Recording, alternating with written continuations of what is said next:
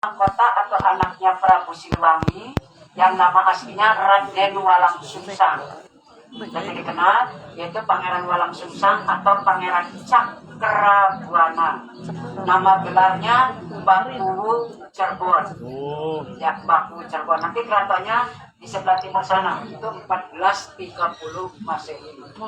Lalu Pangeran Cakrabuana menyerahkan tampuk kepemerintahannya kepada keponakannya sekaligus menantu yang bernama Syekh Hidayat Sula atau lebih dikenal dengan Sunan Gunung Jati. Ya. Lalu Sunan Gunung Jati menantunya Pangeran Cakrabuana, karena Sunan Gunung Jati menikah dengan anaknya Pangeran Cakrabuana yang bernama Ratu Ayu Dewi Pakungwati, yang namanya diabadikan menjadi nama Keraton Dalem Agung Pakungwati. Karena Pangeran Cakrabuana saking cintanya kepada anak perempuannya, maka namanya diabadikan menjadi nama Keraton Dalem Agung Pakungwati itu. Ya. Lalu mohon maaf Bapak Ibu ya, Sunan Gunung Jati diangkat menjadi raja, ya, itu oleh Pangeran Cakrabuana juga atas persetujuan Dewan Wali Songo pada tahun 1479. Gitu. Lalu Sunan Gunung Jati pada tahun 1529 itu mengembangkan, memperluas Keraton Pakungwati dari sebelah timur ke sebelah barat daya nanti di dalam sana. Itu pada tahun 1529. Yang masa keemasannya Jati, masyarakatnya sejahtera ya Bapak Ibu ya, Sunan Gunung Jati meninggal pada tahun 1568. 1568 ini dalam usia 120 meninggalnya Sunan Gunung Jati. Yang mana pada tahun 1679-nya ya, ini terjadi proses sejarah setelah Sunan Gunung Jati meninggal. 1679 berdirilah Keraton Kanoman di sebelah utara sana. Kanoman artinya yang enom, lalu Keraton Pakungwatinya diganti nama dengan nama Keraton Kasepuhan, artinya yang sepuh, yang tua ya. Kanoman pecah lagi menjadi 3, yaitu Keraton Kacerbonan dan Kaprabonan. Jadi Cirebon ini 4 keraton, Kasepuhan, Kanoman, Kacerbonan dan Kaprabonan. Tapi 4 keraton ini 2 kasultanan, Kasultanan Kasepuhan dan Kesultanan Kanoman. Ya Bapak Ibu ya. Sekarang yang generasi yang ke-20 ya.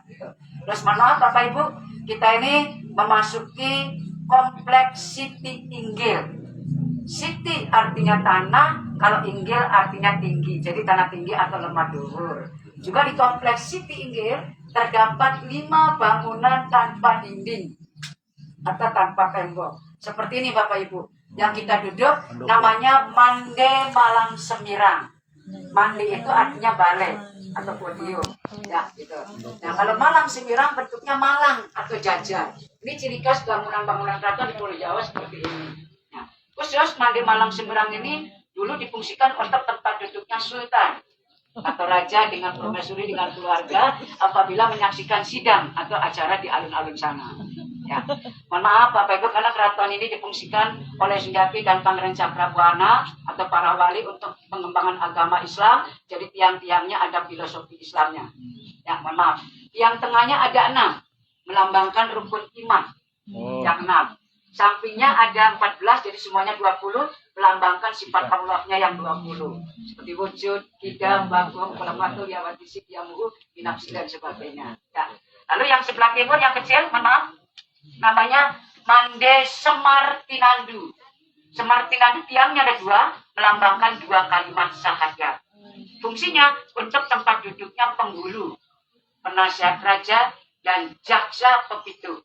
Kenapa ada jaksa? Karena pada saat ada orang yang dihukum mati, hukum picis, atau hukum sayat di alun-alun, sebelumnya diadili dulu bahwa orang itu diberi amnesti atau gerasi. Amnesti ampunan, gerasi itu keringanan. Itu diberikan oleh sang raja kepada terdakwa seperti itu. Karena dulu hukumnya hukum agama, ya Bapak Ibu ya. Lalu di sebelah barat sana, mohon maaf, namanya Mande Pandawa 5. Tiangnya ada 5, yaitu merupakan nama rukun Islam. Yang 5 dulu di sana difungsikan untuk tempat duduknya panglima perangnya. Ya dulu panglima perang namanya Pangeran Pastabila. atau Pangeran Jayakarta yang menumpas Portugis di Sunda Kelapa tahun 1527.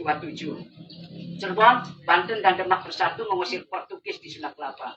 Jadi nggak ada Jakarta kalau nggak ada Cirebon, Banten, dan Demak. Bapak Ibu ya. Ini yang tengah, mohon maaf, disebutnya Mande Paligihan atau Mande Pengiring.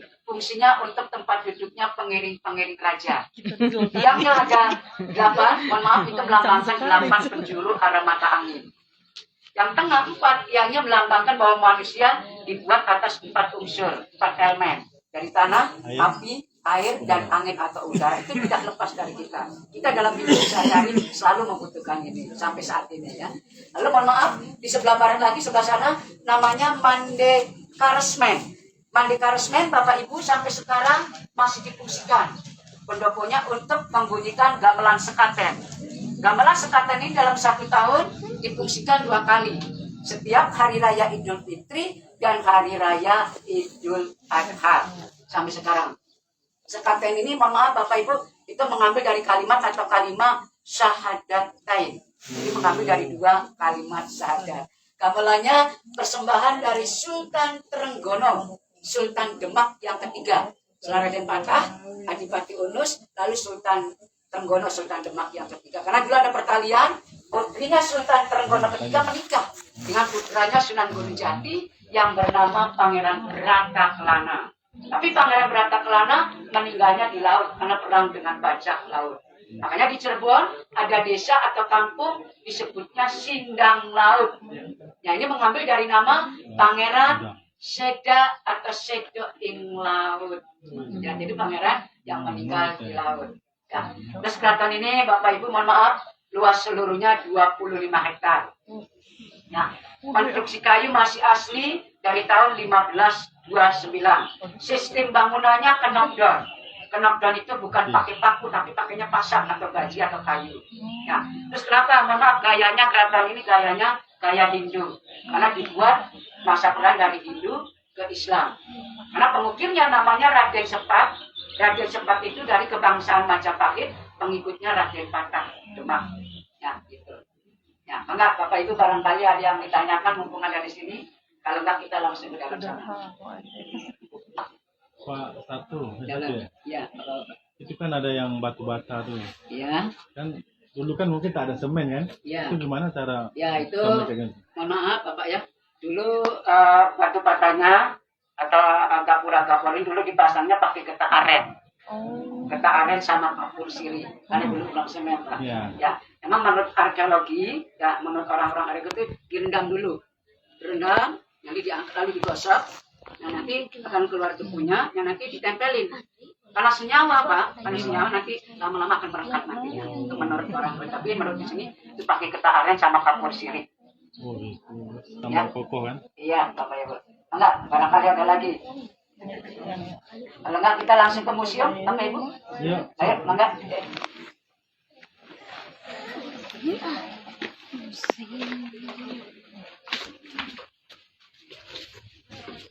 Coba lihat award BPI UPI. Asik. Asik.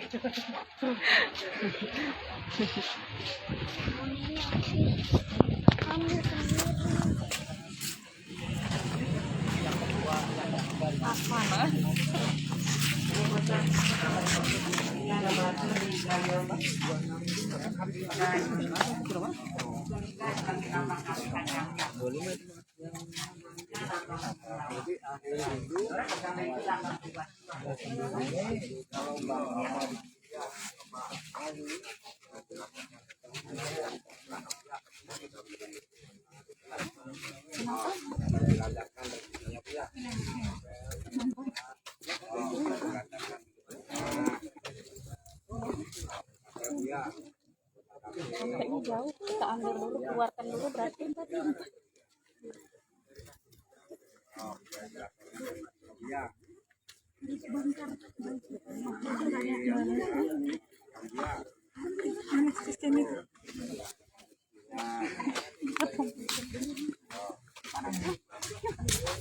Ya, silakan.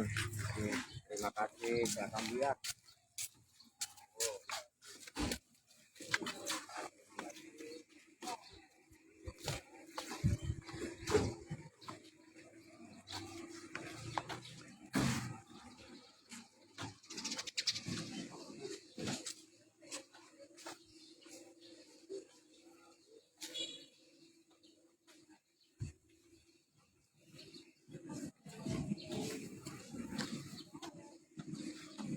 maaf ada mobil lewat.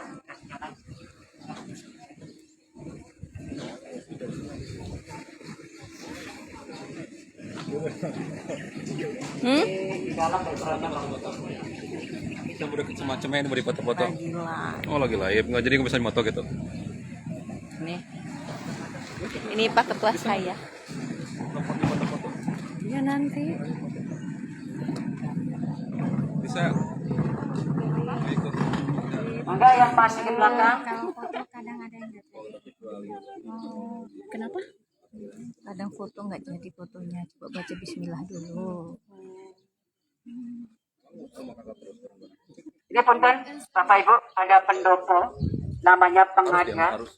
Pengada ini fungsinya dulu untuk tempat tugasnya 5 aparatur dalam seperti Gemang dalam, Camat dalam, Lurah dalam, Laskar dalam dan Kaum dalam tempat tugasnya di sini.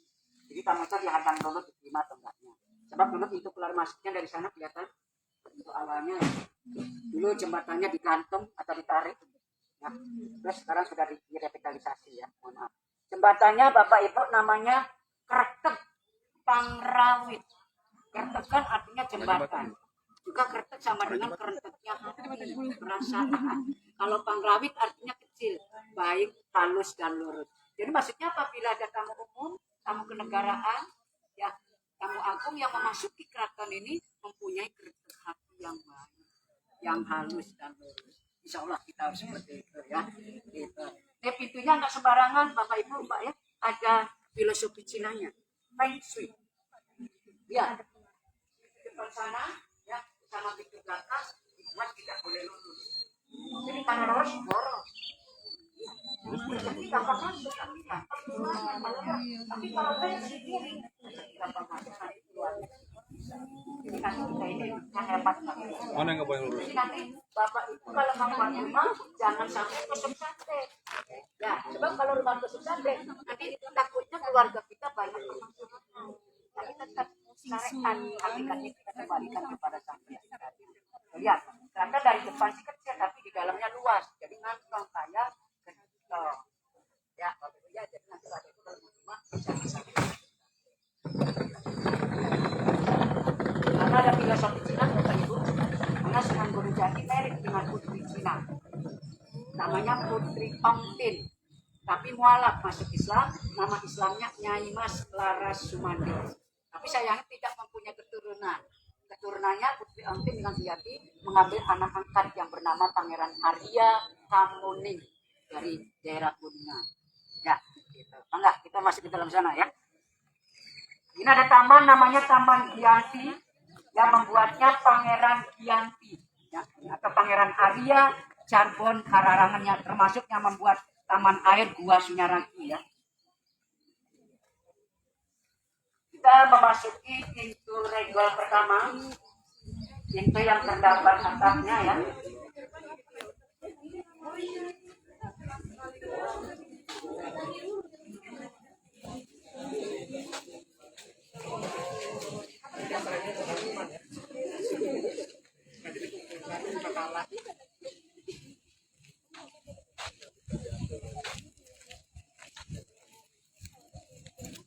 Ini benar Bapak Ibu Pak ya.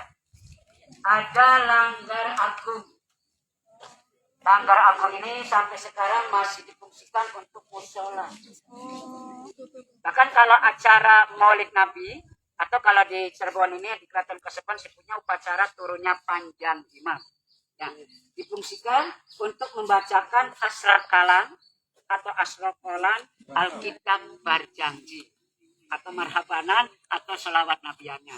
Jadi arak-arakannya dari istana diarak-arak lalu masuknya di sini. Nanti di sini bacain asrakalan atau asrokolan Alkitab Barjanjinya atau marhabanannya ya. Gitu. Ya juga difungsikan untuk salat keluarga sultan setiap hari raya Idul Fitri dan hari raya Idul Adha. Ya juga untuk masyarakat umum. Ya gitu. Ini langgarnya kalau Masjid Agung Para Walinya Bapak Ibu di sebelah barat dari alun-alun. Masjid Agung Para Walinya namanya Masjid Agung Sang Cipta Rasa. Lalang menurut cerita dibuat dalam satu malam. Ya, itu prakasanya Ratu Ayu Dewi Pakungwati Sunan Gunung Jati, Sunan Kalijaga, dan Sunan Bonang. Tadi pengukirnya namanya Raden Sepat dari kebangsaan Majapahit itu, gitu ya.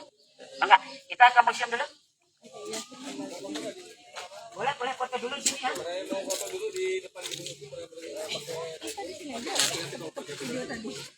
Sok pakai banner nggak apa-apa. Nanti kedua kalinya di motif Mega Mendung.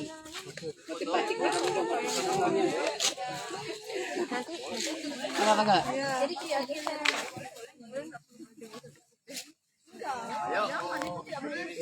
Ya di sana yang ada bacaan.